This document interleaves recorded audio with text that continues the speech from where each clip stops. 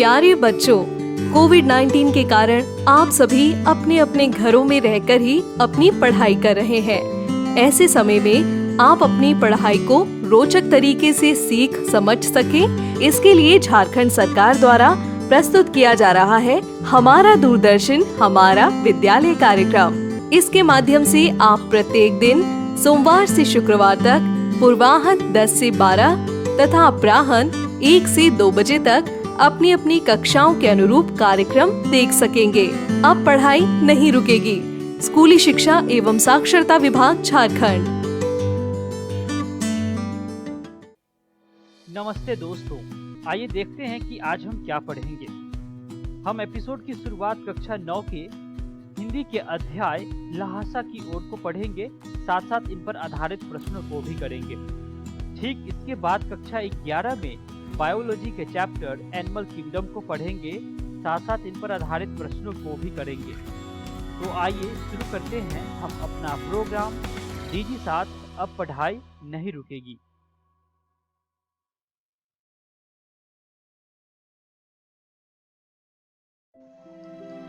नमस्कार विद्यार्थियों, इस वीडियो में आप सभी का बहुत बहुत स्वागत है। आज हम राहुल सांकृत्यायन द्वारा रचित लहासा की ओर नामक पाठ पढ़ने जा रहे हैं, जो कि हमारी हिंदी की पाठ्य पुस्तक क्षितिज भाग 1 में संकलित है। आइए जानते हैं इस वीडियो के विषय बिंदु। आज की इस वीडियो में हम सबसे पहले राहुल सांकृत्यायन का परिचय प्राप्त करेंगे कि राहुल सांकृत्यायन कौन थे, इनकी रचना शैली कैसी है और इनकी कौन कौन सी रचनाएं प्रसिद्ध हैं। इसके बाद हम लहासा की ओर नामक पाठ का प्रसंग जानते हुए उसकी व्याख्या करेंगे, उसे समझने का प्रयास करेंगे। तो आइए शुरू करते हैं ये वीडियो। हिंदी साहित्य के प्रसिद्ध और प्रमुख हस्ताक्षर राहुल सांकृत्यायन, इनका मूल नाम केदारनाथ पांडे था। 1930 में ये श्रीलंका गए और वहां जाकर इन्होंने बुद्ध धर्म धारण कर लिया। बुद्ध धर्म धारण करने के बाद इन्होंने अपना नाम भी परिवर्तित कर लिया, जो कि राहुल सांकृत्यायन था। हिंदी में सभी रचनाएं इन्होंने इसी नाम से लिखी हैं। इन्हें बहुत सी भाषाओं का ज्ञान था, जिसमें पाली, प्राकृत, अपभ्रंश, तिब्बती, चीनी, जापानी, रूसी आदि बहुत सी भाषाएं ये जानते थे और इन सारी भाषाओं का प्रभाव इनकी रचनाओं में देखने को मिलता है। 1963 में इस प्रसिद्ध लेखक की मृत्यु हो गई। आइए जानते हैं राहुल सांकृत्यायन के प्रमुख ग्रंथों को। राहुल सांकृत्यायन एक ही साथ कहानीकार थे, उपन्यास भी लिखते थे, आलोचना भी लिखते थे और जीवनी भी लिखते थे। यानी राहुल सांकृत्यायन ने बहुत सी विधाओं पर काम किया है। इन्होंने बहुत से यात्रा वृत्तांत भी लिखे हैं, जो कि हिंदी साहित्य में बहुत प्रसिद्ध हैं। इनके साहित्य में दर्शन, राजनीति, धर्म, इतिहास और विज्ञान आदि से संबंधित विचार मिलते हैं। इन्होंने इन सब क्षेत्रों में लिखा है। इन्हें 1957 में साहित्य अकादमी पुरस्कार मिला और 1963 में पद्म विभूषण से भी सम्मानित किया गया। आइए अब हम इस प्रसिद्ध लेखक की शैली के बारे में जानते हैं। शैली का अर्थ होता है लिखने का तरीका, लिखने की कला। सांस्कृतिक सूचना, भाषा वैविध्य के साथ साथ इनका एक अलग मौलिक रूप हमें इनकी रचनाओं में देखने को मिलता है। क्योंकि राहुल सांकृत्यायन जगह जगह घुमा करते थे, इसीलिए इनकी रचनाओं में उस स्थान की सांस्कृतिक सूचना देखने को मिलती है। प्रस्तुत पाठ लहासा की ओर पढ़ते हुए भी हमें यह सूचना मिलेगी और साथ ही साथ क्योंकि इन्हें बहुत सी भाषाएं आती थी, तो भाषा का भी वैविध्य देखने को मिलता है। इनकी रचनाओं में हमें वास्तविकता की झलक मिलती है, क्योंकि जो यात्रा वृत्तांत राहुल सांकृत्यायन ने लिखे हैं वह बहुत ही रियल लगते हैं और रियल हैं, इसीलिए हम इनकी रचनाओं को वास्तविक दृष्टि से देख सकते हैं। इन सभी रचनाओं में इनका घुमक्कड़ी व्यक्तित्व दिखता है, यानी जगह जगह पर घूमने का शौक इनकी रचनाओं में देखने को मिलता है। इनकी रचना सहज और स्वाभाविक है, जिसे इसे समझना बहुत ही सरल हो जाता है। आइए अब हम इनके द्वारा रचित पाठ लहासा की ओर का प्रसंग जानते हैं और उसे पढ़ने की तैयारी करते हैं। राहुल सांकृत्यायन ने ल्हासा की ओर नामक यह पाठ लिखा है। हिंदी साहित्य में यह पाठ यात्रा वृतांत की दृष्टि से बहुत ही प्रसिद्ध है। यात्रा वृतांत का अर्थ होता है यात्रा का लिखित वर्णन। राहुल सांकृत्यायन ने बहुत से यात्रा वृतांत लिखे हैं। यह यात्रा वृतांत जो हमारी पाठ्य पुस्तक में संकलित है वह काठमांडू से ल्हासा की ओर जाने वाले रास्ते में जो लेखक ने अनुभव किया उस पर आधारित है। लेखक ने यह यात्रा 1930 से 31 के मध्य की थी। उस समय की भारतीय स्थिति भी अलग थी क्योंकि भारत परातंत्र की स्थिति से गुजर रहा था। आइए अब हम उनके द्वारा रचित पाठ के टेक्स्ट को पढ़ते हैं और समझने का प्रयास करते हैं। जो स्क्रीन पर दिखाया गया अनुच्छेद है उसमें लेखक तत्कालीन नेपाल और तिब्बती समाज की स्थिति का वर्णन करता है। वो बताता है कि किस प्रकार नेपाल और तिब्बत की जो संस्कृति है वो कितनी अधिक उदार और विडंबनाओं से भी भरी हुई है। लेखक बताता है कि उस समय 1930 में फरी कलिंगपोंग नामक जो रास्ता है वह नहीं खुला था। इसीलिए नेपाल ही नहीं हिंदुस्तान की सभी चीजें इसी रास्ते तिब्बत जाया करती थी। किस रास्ते? जिस रास्ते पर लेखक जा रहा है। लेखक बताता है कि जिस रास्ते से वह जा रहा है वह कोई आम रास्ता नहीं है, वह एक व्यापारिक मार्ग है और साथ ही साथ सैनिक रास्ता भी। इसलिए जगह जगह सैनिकों की चौकी बनी हुई थी और किला भी था और उस किले पर लोगों ने कब्जा कर लिया था और वहां पर अब किसान जो हैं वो रहा करते थे। लेखक बताता है कि यह जो किला है वह एक चीनी किला है और यहाँ पर लेखक चाय पीने के लिए ठहरता है। लेखक यह यात्रा अपने एक मित्र के साथ कर रहा है जिसका वास्तविक नाम लॉबजंग शेख है। लॉबजंग शेख का अर्थ होता है सुमति। सुमति के साथ यात्रा करते हुए लेखक एक अलग प्रकार का अनुभव करता है जिसका वर्णन लेखक ने इस पूरे यात्रा वृत्तांत में किया। लेखक बताता है कि उस समय के समाज की एक अलग ही विशेषता थी। वो लोग जो इस चीनी किले में रहा करते थे उनमें जाति पाति का भेदभाव नहीं था, यानी जात के आधार पर छुआछूत नहीं था। कोई निम्न श्रेणी नहीं थी और ना ही कोई उच्च श्रेणी थी। बहुत खुलापन था। यहाँ पर लेखक चाय बनाने की प्रक्रिया का वर्णन करते हुए कहता है कि यहाँ के लोग इतने ईमानदार थे कि अगर आप उन्हें चाय बनाने के लिए कहें तो वो आपके लिए चाय बना देंगे। आप स्वयं भी उनके किचन में जाकर, उनके रसोई में जाकर खाना बना सकते हैं, चाय बना सकते हैं। इस पूरे अनुच्छेद में तिब्बत समाज की विशेषता बताई गई है। पहली विशेषता ये कि तिब्बत समाज में जाति भेद, अस्पृश्यता और भेदभाव नहीं था। साथ ही महिलाएं पर्दा नहीं करती थी क्योंकि सब कुछ बहुत खुला हुआ था। कोई भी जाकर सामान्य रूप से उनके रसोई घर में जाकर खाना बना लिया करता था। औरतें पर्दा नहीं करती थी, औरतों को आजादी थी और ये समाज बहुत ही सहायता करने वाला था, राहगीरों की सहायता करता था। लेखक बताता है कि ये लोग अनजानों को स्थान नहीं देते थे। अब ऐसा क्यों, यह आप आगे के पाठ में जानेंगे। क्योंकि यहाँ पर किसान लोगों ने किले पर कब्जा कर लिया था, इसीलिए अब यह कृषि प्रधान क्षेत्र हो गया। भारतीयों को प्रवेश की अनुमति उस समय नहीं। आशा है कि आप इस अनुच्छेद को अच्छी तरह समझ गए होंगे। आइए अब हम देखते हैं कि आज की इस वीडियो में हमने क्या कुछ सीखा।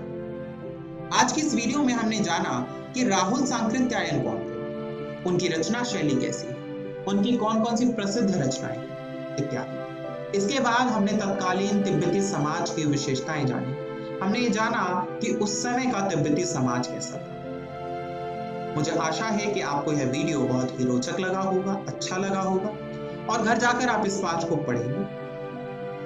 अगली वीडियो में हम इसी पाठ का शेष अंश पढ़ने वाले हैं, इसलिए विद्यार्थियों आप सभी घर जाकर शेष अध्याय पढ़ लीजिएगा जिससे आपको अगली वीडियो देखने में सरलता हो। अंत में इस वीडियो को देखने के लिए बहुत बहुत धन्यवाद। नमस्कार विद्यार्थियों, आज की इस वीडियो में हम ल्हासा की ओर नामक पाठ का अगला अंश पढ़ने जा रहे हैं। यह पाठ हमारी हिंदी की पाठ्य पुस्तक क्षितिज भाग 1 में संकलित है। आइए जानते हैं इस वीडियो के विषय बिंदु। आज की इस वीडियो में हम सबसे पहले प्रस्तुत पाठ ल्हासा की ओर का प्रसंग जानेंगे, क्योंकि आप सभी जानते हैं कि प्रसंग जानने के बाद व्याख्या करना सरल हो जाता है। इसलिए प्रसंग के बाद हम थोंगला में लेखक ने क्या कुछ किया, उसके साथ क्या कुछ हुआ, उसके बारे में जानेंगे। आइए शुरू करते हैं ये वीडियो। आज के इस वीडियो में जो हम अनुच्छेद पढ़ेंगे उसमें लेखक ने थोंगला के मार्ग का वर्णन किया है। थोंगला के मार्ग में लेखक को क्या क्या समस्याओं का सामना करना पड़ा वो हम इन अनुच्छेदों में देखेंगे। थोंगला की व्यवस्था के बारे में भी हम जान सकेंगे। आइए शुरू करते हैं।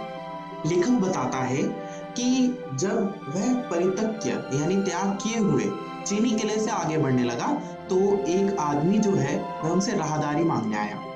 राहदारी का मतलब होता है टोल टैक्स, यानी जो रोड का टैक्स होता है उसे राहदारी कहते हैं। तो कोई विशेष प्रकार की चिट थी जो उन्होंने उस व्यक्ति को दिखा दी और उसने उन्हें जाने दिया।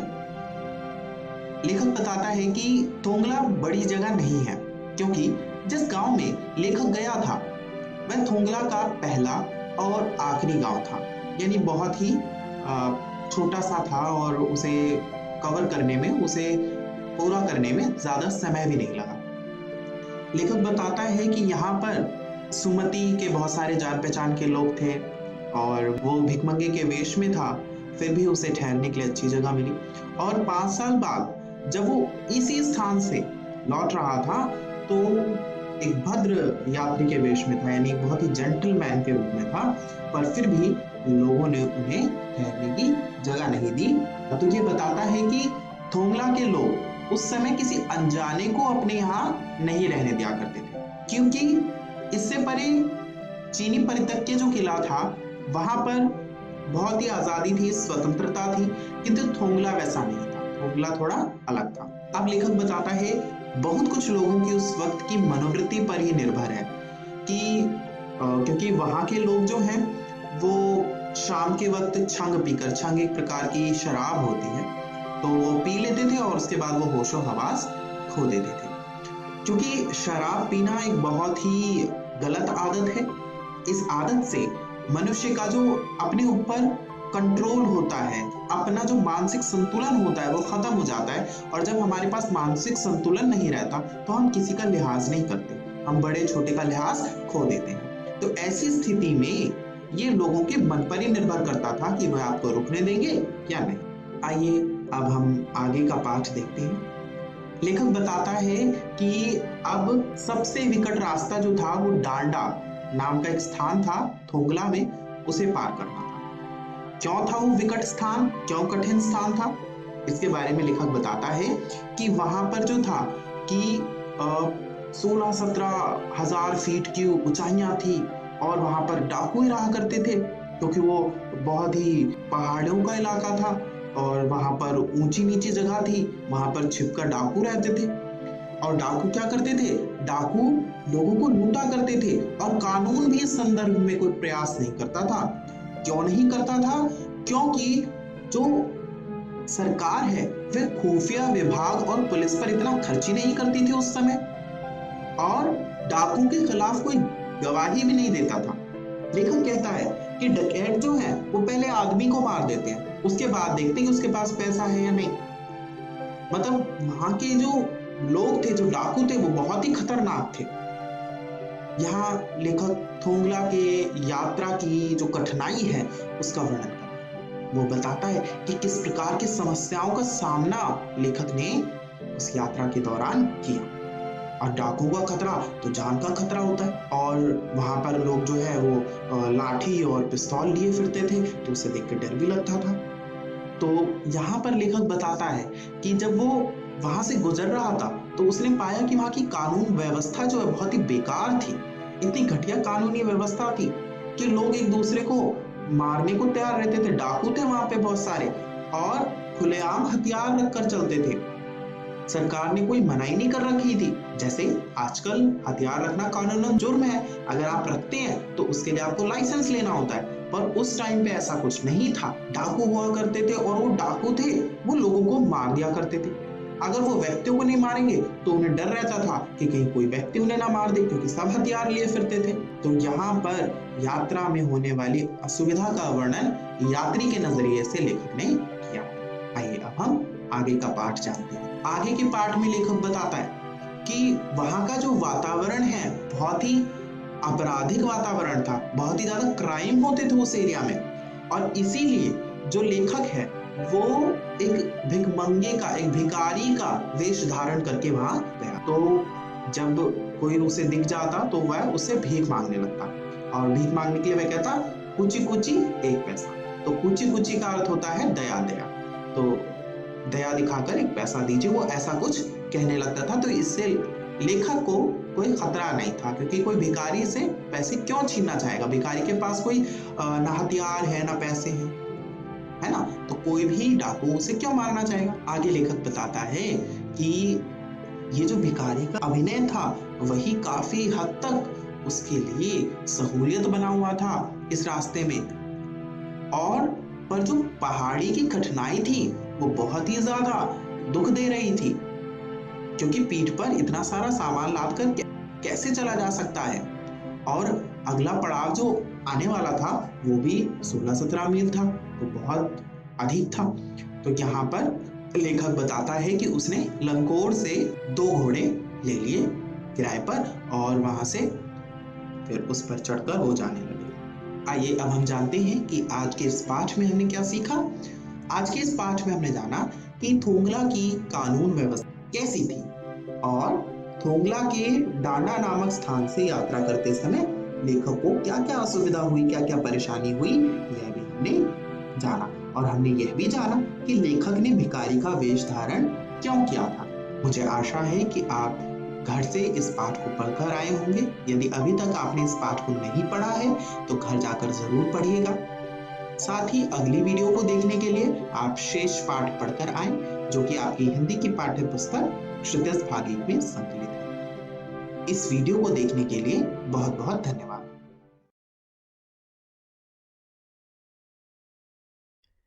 हेलो दोस्तों, जीव विज्ञान की इस वीडियो में आप सभी का स्वागत है। पिछली वीडियो में हमने संघ आर्थ्रोपोडा, मोलस्का, इकाइनोडर्मेटा तथा हेमिकॉर्डेटा के बारे में पढ़ा था, और मैंने आप सभी को यह प्रश्न दिया था और इसका उत्तर घर से कॉपी में लिखकर लाने को कहा था। निश्चित ही आप इसका उत्तर लिखकर लाए होंगे, तो आइए इसका उत्तर जान लेते हैं। तो यह है इसका उत्तर, और आप वीडियो पॉज करके यह उत्तर अपनी कॉपी में लिख सकते हैं अगर आप चाहे तो। और कुछ इस प्रकार के प्रश्नों का उत्तर आपने ऐसे बिंदुओं में देना है। आज हम क्या पढ़ेंगे? आज हम संघ कॉर्डेटा, वर्ग साइक्लोस्टोमेटा, वर्ग कॉन्ड्रिकथीस और वर्ग ऑस्टिकथीस के बारे में चर्चा करेंगे। चलिए शुरू करते हैं।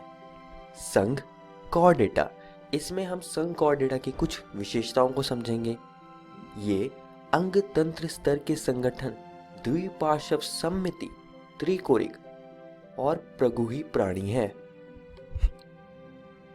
और संघ कॉर्डेटा के 4 मूलभूत लक्षण हैं कि इनमें पृष्ठ रज्जु यानी नोटोकॉर्ड होता है, पृष्ठ खोखली तंत्रिका रज्जु यानी डॉर्सल हॉलो नर्व कॉर्ड होता है, गूदा पश्चात पुच्छ यानी पोस्ट एनल टेल होता है, और इनमें फेरेंजियल स्लिट्स यानी ग्रसनी क्लोम छिद्र होते हैं। और यह बात आप सभी दोस्तों को जरूर याद रखनी है।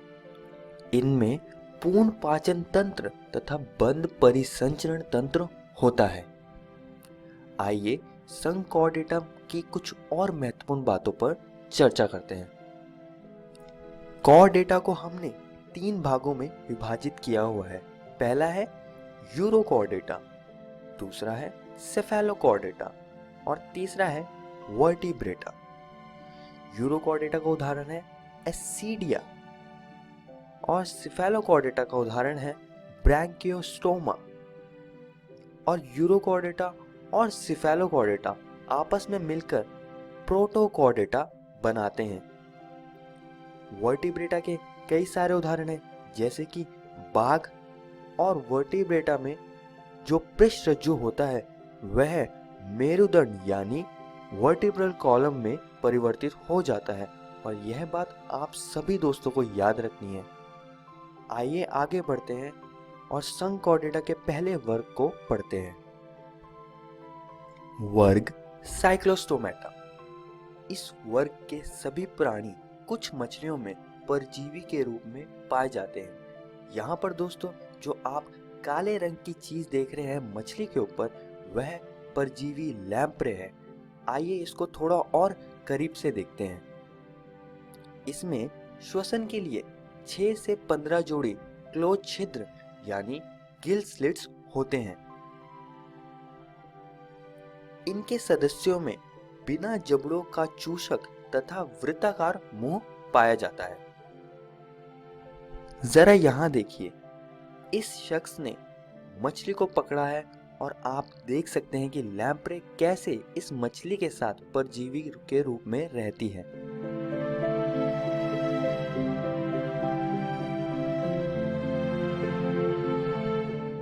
यह मिक्सिन यानी हैगफिश जो कि साइक्लोस्टोमेटा का एक सदस्य है।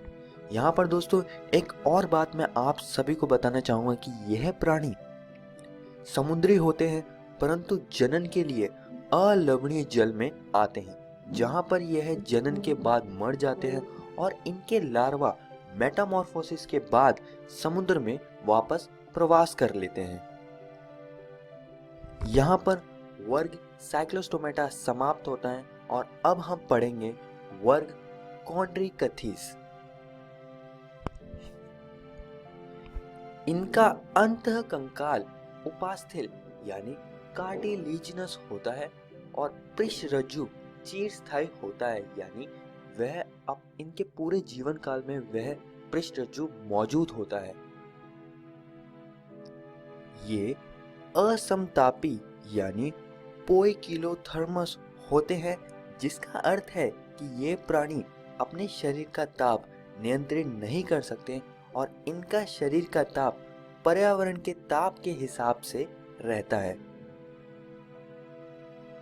इनमें क्लोम छिद्र अलग अलग होते हैं तथा प्रच्छद से ढके नहीं होते। इनकी त्वचा पठाप शल्क यानी पैलकॉइड स्केल से बनी होती है और इनका हृदय में 2 प्रकोष्ठ होते हैं। ये एक लिंगाश्रय होते हैं और निषेचन आंतरिक होता है तथा अधिकांश जरायुज यानी विविपेरस होता है। इनके कुछ सदस्य जैसे ट्राइगोन के पास विषदंश होते हैं तथा टॉर्पेडो के पास विद्युत अंग होते हैं और इनके दांत पीछे की तरफ मुड़े होते हैं तथा जबड़े बहुत शक्तिशाली होते हैं। इनमें वायुकोश नहीं होता, जिस वजह से इन्हें हमेशा तैरते हुए रहना पड़ता है ताकि यह डूब न जाए। और यहाँ पर वर्ग कॉन्ड्रिकथीस समाप्त होता है। आइए आगे बढ़ते हैं। वर्ग ऑस्टिकथीस। ये मछलियां लवणीय तथा अलवणीय जल में पाई जाती है। इनका अंतः कंकाल अस्थिल यानी बोनी होता है। जरा यहाँ देखिए, यह वर्ग ऑस्टिकथीस का सदस्य कतला है। इनमें 4 जोड़ी क्लोम छिद्र जो कि प्रच्छद यानी ओप्रकुलम से ढके होते हैं। दोस्तों जो इससे पहले वाला वर्ग था वर्ग कॉन्ट्रिकथीस, उनमें प्रच्छद नहीं होता, पर इस वर्ग में पाया जाता है प्रच्छद। तो यह बात आप सभी को याद रखनी है। यह समुद्री घोड़ा है जो कि इस वर्ग का एक और उदाहरण है। इनकी त्वचा साइकोइड तथा टीनोइड शल्क से ढकी होती है और इनमें वायुकोश पाया जाता है जो कि उत्प्लावन यानी बायोन्सी बनाए रखने में मदद करता है। इनका भी हृदय 2 प्रकोष्ठ का होता है। आइए वर्ग ऑस्टिकथीस की कुछ और महत्वपूर्ण बातों पर चर्चा करते हैं। ये एक लिंगाश्रयी होते हैं जिसमें निषेचन बाहरी होता है तथा अधिकांश अंडज यानी ओविपेरस होते हैं और इनमें परिवर्धन प्रत्यक्ष होता है। और वर्ग ऑस्टिकथीस के कुछ और उदाहरण हैं, जैसे बेटा जिसे हम फाइटिंग फिश भी कहते हैं और पेट्रोफाइलम जिसे हम एंजल फिश भी कहते हैं। और यहाँ पर वर्ग ऑस्टिकथीस समाप्त होता है। सारांश, इस वीडियो में हमने संघ कॉर्डेटा के बारे में पढ़ा और इसके वर्ग साइक्लोस्टोमेटा को भी समझा, इसकी विशेषताएं जानी तथा इसके परजीवी रूप को समझा। हमने वर्ग कॉन्ड्रिकथीस के बारे में भी पढ़ा, जिसमें हमने इसकी विशेष लक्षण और उदाहरणों को पढ़ा। और हमने आखिर में वर्ग ऑस्टिकथीस के बारे में चर्चा करी, जिसके भी हमने कुछ विशेषताओं और उदाहरणों को समझा। आज का सवाल, तो दोस्तों आज का सवाल बताने से पहले मैं आप सभी को बताना चाहूँगा कि आज हमने आपकी एनसीईआरटी की किताब के 4 टॉपिक्स को कवर कर लिया है। आप इन सभी को किताब से पढ़कर आना और इस प्रश्न मछलियों में वायु आशय यानी एयर ब्लैडर की उपस्थिति का क्या महत्व है, इसका उत्तर ढूंढने का प्रयास कीजिएगा और इसको अपनी कॉपी में लिखकर लाइएगा। हम अपनी अगली वीडियो में इसके बारे में चर्चा करेंगे। धन्यवाद।